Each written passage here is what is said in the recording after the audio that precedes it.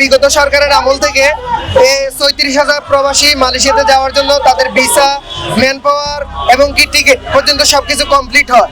এরপরে কি হয়েছে, আপনার ২০,০০০ টাকার টিকিট সিন্ডিকেট করে প্রায় আপনার ১.৫ থেকে ২ লক্ষ টাকা টিকিটের দাম বাড়াই দেয়। তারপরে আমরা যাইতে পারিনি। এর পরিপ্রেক্ষিতে আমরা আজকে সবাই ঐক্যবদ্ধ হয়ে আমরা রাস্তায় অবস্থান নিয়েছি।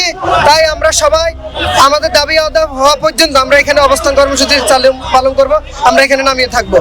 এটাই হচ্ছে আমাদের বক্তব্য। আচ্ছা, ওইদিকে পুলিশ প্রোটেকশন আসতেছে।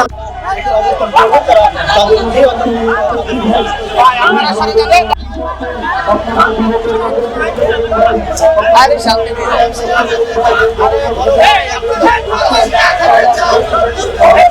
ভাই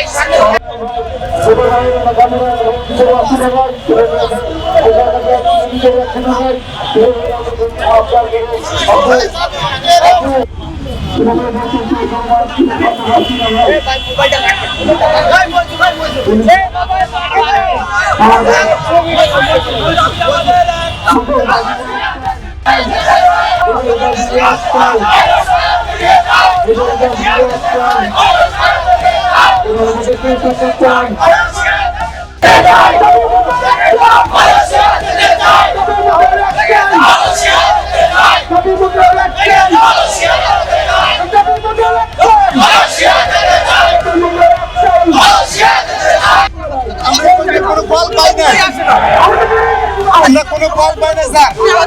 আমরা বহুবার স্যার আমাদেরকে সমাধান করে দেন, না হলে আমাদেরকে রাস্তা মেরে ফেলেন পুলিশেরা।